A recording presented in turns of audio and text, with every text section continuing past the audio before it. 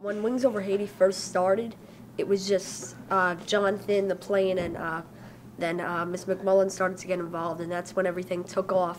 Before Wings Over Haiti, I didn't even know where Haiti was. It was one of those things that just never really concerned me. Even after all the devastation that those people went through, all the pictures that you see, they're all still smiling. We did a lot of things involving opening the school and deciding how the school was going to be ran. Also, we recently made a test for the students to take to assess them and put the more advanced ones in a different class. And they just did great on it. It was amazing. It's nice to know that we brought them hope because it's the greatest feeling in the world. We still do things every day to help Haiti with Wings Over Haiti. The kids here in Port Jeff Station have done a number of things for Wings Over Haiti since the beginning. They started by sewing backpacks and collecting toiletries. They ended up shipping 1.5 tons of shoes down to Haiti. Over the summer, they asked me what I was going to do next, and I said, we need to open a school now. As you know, our purpose today is that we need to hire a teacher for these beautiful kids in Haiti, right?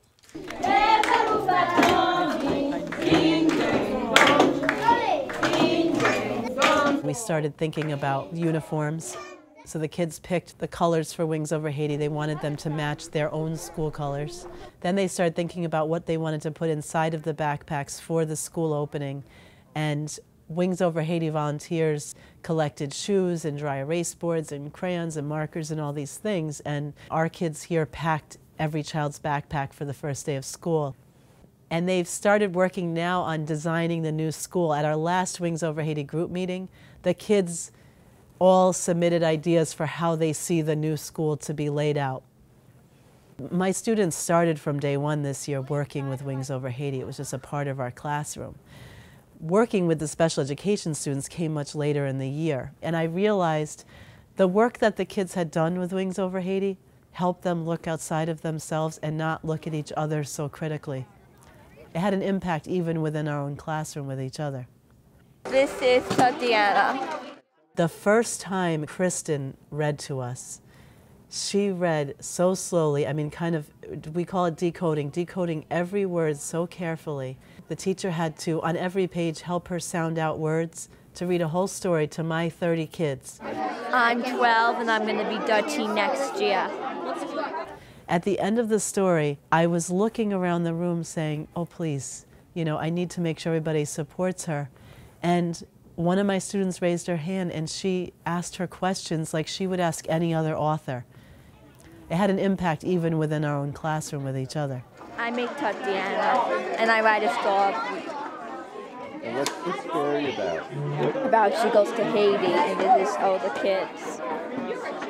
It took so much for her to walk into my classroom with 30 kids and read her story, and she was so proud of herself at the end. And that day gave her a lot of confidence when she saw that she could be in a regular classroom and read her own writing and be really proud. Your daughter, when she read to my class, I mean, you could have heard a pin drop. I mean, the kids just clung on to her reading, and it was very slow and deliberate, and she moved through that story, and the kids at the end, they spoke to her like they were her colleague. It was probably my best moment in 9 years of teaching to see. It's good stuff. It was beautiful. I think it's great that you went out of the box and came up with a strategy like this. It's unique, and for my daughter's self-esteem, it really has boosted her up and made her feel more like everybody else. I had got to spend time with Miss Honeyman or Colleen's students when they were making the sock monkeys, and it's so inspiring seeing what those kids want to do too. It really is inspiring. Start with this, honey, and then I'll help you with the next part. Just take a seat next to Chris because it's the other part of his monkey, and we need to find you scissors. My daughter Kristen, she's made little gains along the years.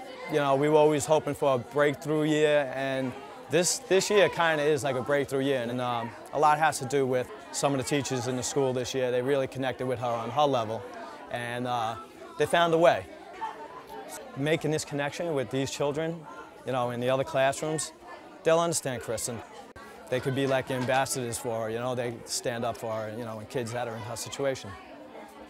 One day, Scab was playing his drums before the concert. His band was going to play. The special education teachers, I think, had an epiphany in all this that their students can write. They say, well, our kids don't write, they can't write. And all of us realize they can. You just have to figure out how to get them there. You can give them up to 5 stars. Kyla is a student. She's in special education, and she's in her own room all day. She doesn't change classes like the other kids do. And I couldn't get her to say one word to me. And then this year, her class joined the Sock Monkey Project, and I started watching as she began to write, and every day her teacher was telling me, you can't believe this. It just opened up something in her. She's writing more and more every day.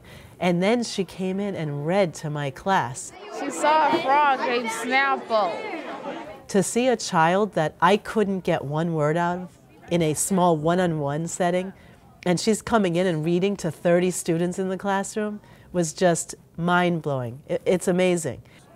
When I spoke with her mother about what has happened this year with Kyla, her mother said that she's always been an artist. If something was going on at home, she would go draw, and that was kind of her way.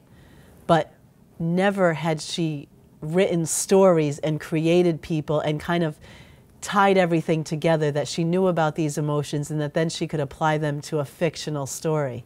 And especially the continuity of her stories. She's on book 4, and just to be able to say, okay, what happened in books 1, 2, and 3, and where do I go now for book 4, just shows really good thought process as well. I'm very proud of her. She's changed a lot. It's built up her self-esteem. Her self-esteem was very low, and she's very inquisitive now, and she's talking more. She's relating to people. Her communication skills has improved a lot. So I'm very proud of her. I think our kids making the sock monkeys and the books and sending them to Haiti is a beautiful thing. I think it will help the kids over there. They don't really know what it is to be without, like the kids in Haiti. By them being able to come in and help, it's beautiful. And I think it helped them grow out their life wanting to help others who are less fortunate than they are. This one's heavy. All kids, whatever their needs may be, whether they have special needs or not, helping somebody else kind of takes the lens away from themselves, and it just gives them confidence that, you know, I can help somebody else, so I can do this. You look at Haiti, they cannot continue to suffer. They're experiencing the worst human suffering in the world by numerous accounts. And at the same time, you look at our country facing the worst economic crisis we've faced in decades, and who's being hurt the most by it? It's schools. You have schools here in the US that are getting cut left and right, and you have kids in Haiti who are starving. And you look at those two problems and you say, what can I do? Well, I can solve both in this paradigm. In the long term, I see more schools adopting this mentality that we live in a global community. And we all have to take care of each other. It's not us reaching out and helping the Haitians as much as those Haitians are helping us. I mean, you come into a classroom where kids are all working together and supporting each other learning because they're helping people somewhere else. Well, you know what? They're helping themselves. Sooner or later, all of us are going to realize we need to develop rich instruction that engages every learner and meets every learner where he or she is and is able to tap in what his or her interest is. These are kids working together here and supporting learning, and everybody wants to talk about special education costs, all these things. This was real learning going on without spending a dime. I see the relationship between the kids here and the kids there continuing to build. Once the new school is open, we will have a live, continuous feed so that when we want to talk to each other via Skype, the kids in Haiti and the kids here are going to be classmates with each other, and they're going to help each other learn.